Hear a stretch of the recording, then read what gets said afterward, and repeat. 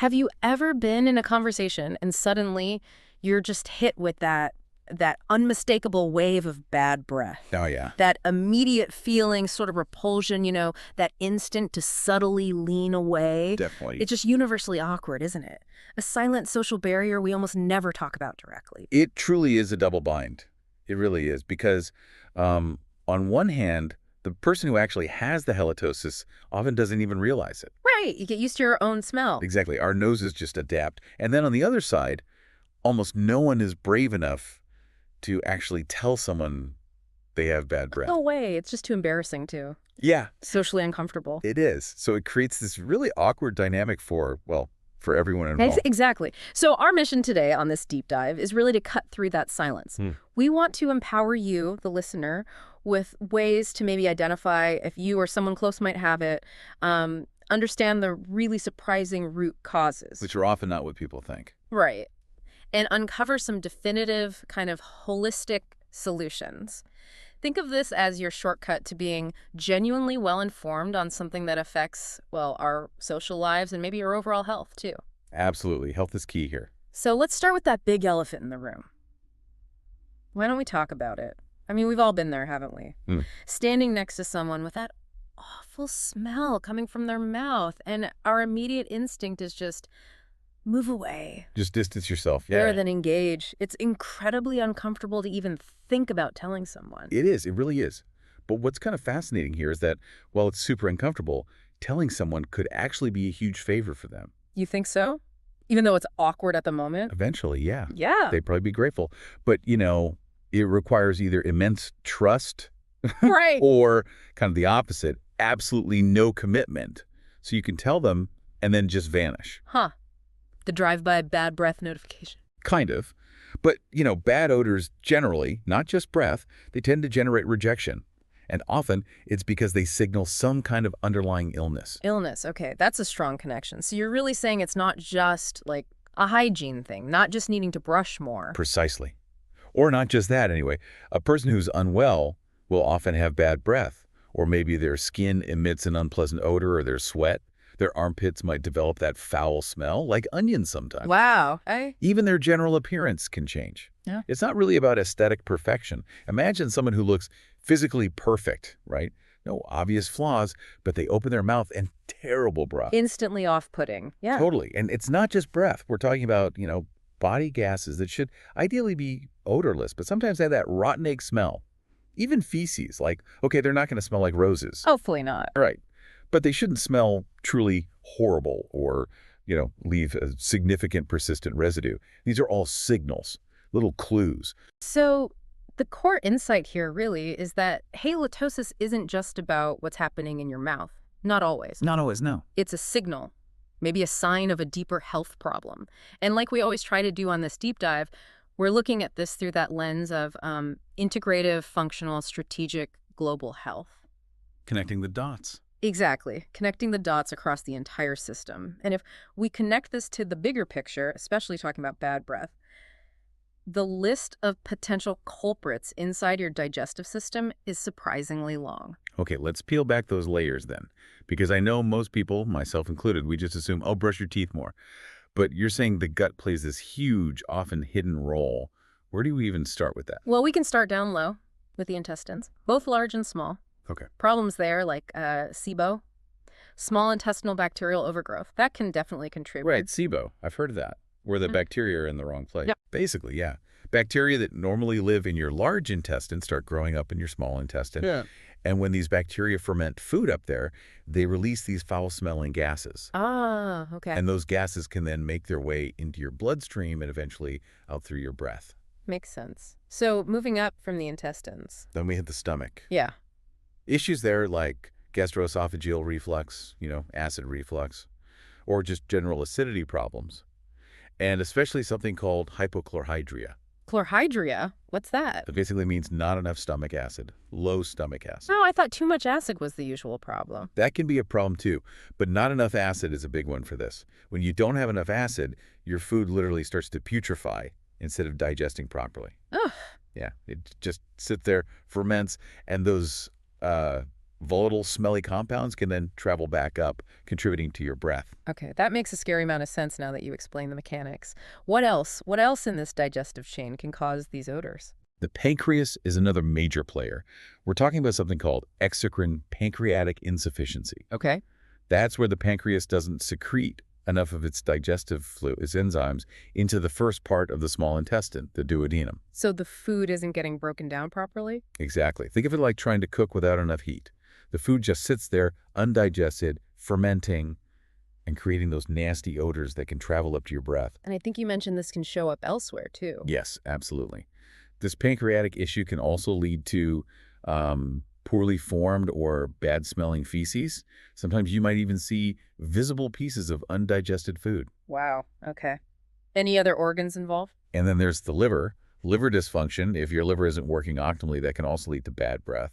Plus maybe abdominal pain, those malformed feces again, and sometimes a very distinctive, unpleasant body odor, particularly in sweat. Is that the onion smell you mentioned earlier? That onion smell, yeah, that's often a clue pointing towards the liver. So it sounds like the timing of the bad breath could also give us some really important clues, like decoding a message from your body. Absolutely. The timing is very telling. For instance, if your bad breath gets noticeably worse right after eating, Yeah. that often points directly to stomach issues, Huh. like that low acid we talked about, or just poor digestion starting there. Okay, makes sense. What if it's the other way around? Ah, interesting pattern.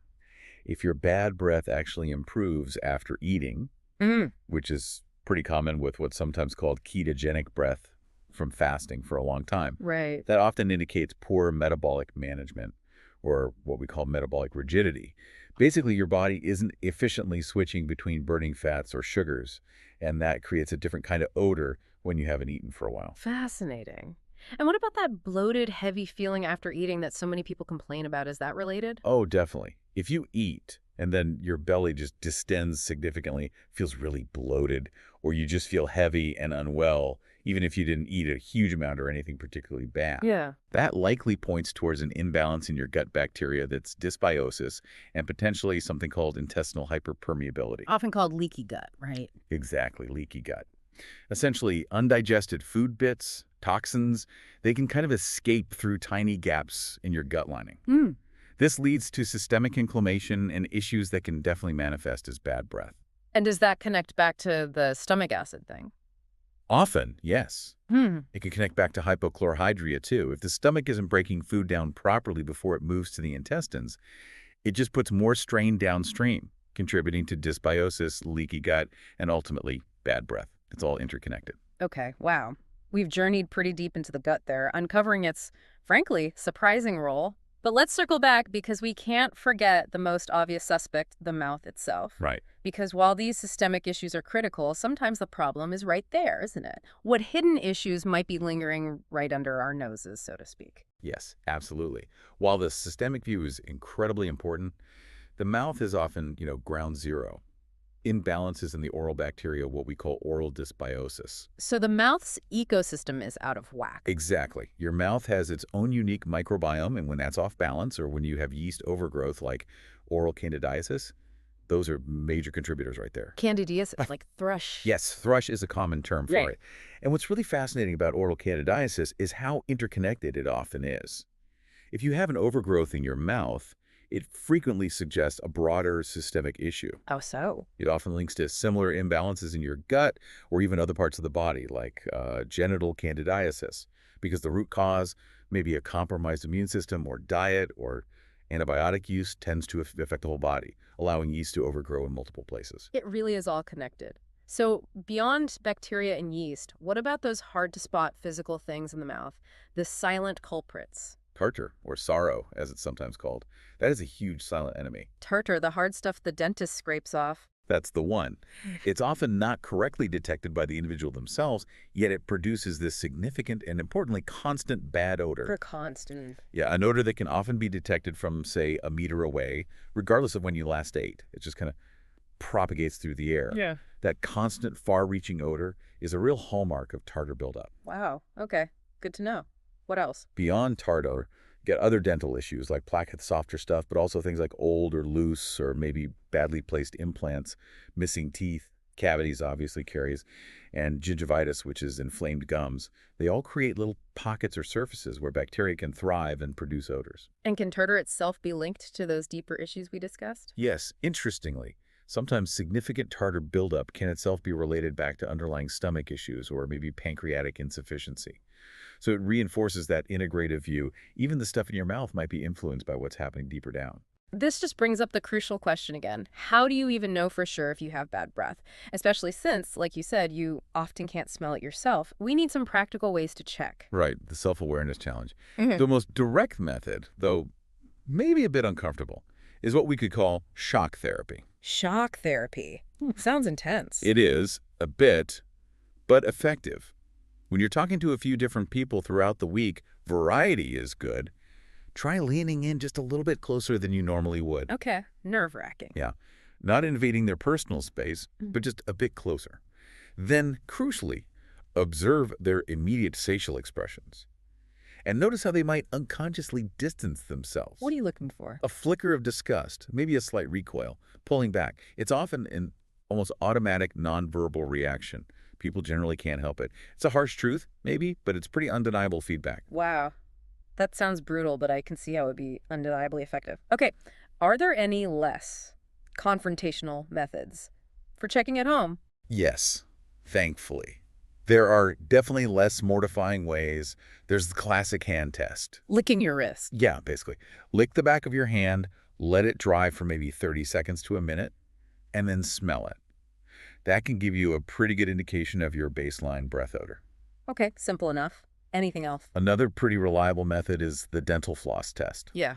Use a piece of dental floss, normally between a few teeth, especially towards the back. Uh-huh. Then wait a minute or two for it to dry slightly and smell the used floss. It's a direct sample from those areas between your teeth and under the gum line, so it can be quite revealing about your oral health status. Right, gets right in there where stuff hides. Okay, and what if you do these tests and you suspect something, but you're still not completely sure? Well, then you move to the most direct method, which, yes, is still potentially uncomfortable, but maybe the most definitive, the trust test. The trust step. Find someone you really, truly trust, someone you have deep confidence in, maybe a spouse, a partner, a very close family member, or a best friend. Okay, and then? Approach them honestly. Maybe say something like, hey, this is awkward, but someone suggested I might have bad breath. Could you be really honest and tell me if you notice anything? So you frame it like someone else mentioned it. Take some pressure off them. Exactly. It gives them an out, in a way. They don't have to be the one initiating this super awkward conversation, but you get that honest, invaluable feedback. Their confirmation or denial is really gold. Okay, that's a smart approach. So let's say you've done the tests, you've braved the trust test, and the feedback is, yes, there's an issue. Now what? Armed with this knowledge, what are the concrete steps we can take? Starting maybe with those oral issues, like that scary tartar. Right. Action time. For tartar, the absolute definitive solution is a professional dental cleaning. Specifically, an ultrasound cleaning. Ultrasound? Yeah, it uses high-frequency vibrations to break up that hardened tartar. Now, yes, it can be uncomfortable, sometimes even a bit painful, depending on how much buildup there is and how sensitive your gums are. Can they numb you? Oh, absolutely. Lidocaine can be used to manage any discomfort. And I assure you, the payoff is huge. Immediately after that tartar is removed, you will likely notice a significant, often immediate, improvement in halitosis. It's like shutting down a constant odor factory in your mouth. Okay, so professional cleaning is non-negotiable for tartar. What about for infections or just general day-to-day oral health beyond the dentist visit? Good question. For tackling infections or that oral dysbiosis we mentioned, some natural remedies can be really helpful. Coconut oil or MCT oil are excellent for something called oil pulling.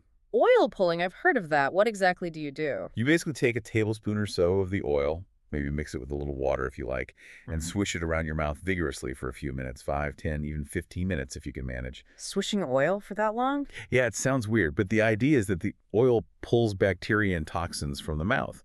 Then, crucially, you spit it out. Definitely don't swallow it into the trash, not the sink, as it can clog pipes. Good tip. And then? Then you brush your teeth thoroughly, ideally with a fluoride-free toothpaste. And alongside that, of course, meticulous daily dental brushing and flossing are absolutely critical. Every single day, no excuses. Makes sense. You mentioned banana peel earlier. Is that a real thing? Huh.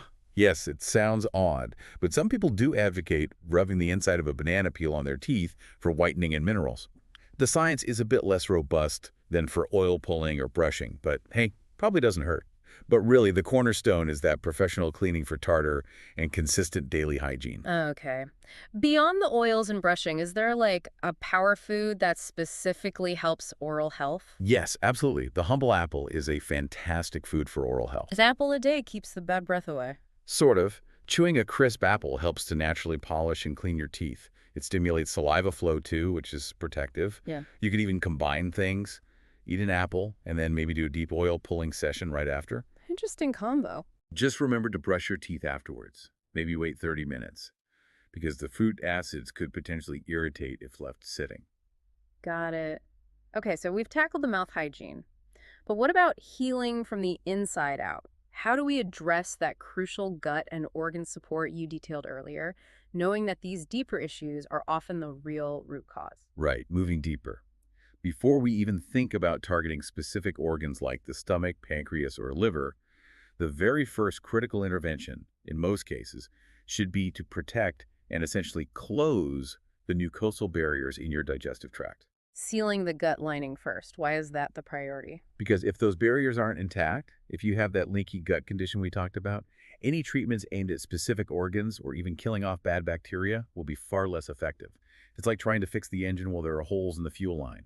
Your system is still compromised, inflammation is likely ongoing. Okay, that makes sense. Foundation first. How exactly do we do that? What's the key to repairing those vital barriers? A really potent tool for this is the amino acid L-glutamine. L-glutamine. Okay. It's incredibly useful for providing fuel and building blocks for the cells that line your intestines.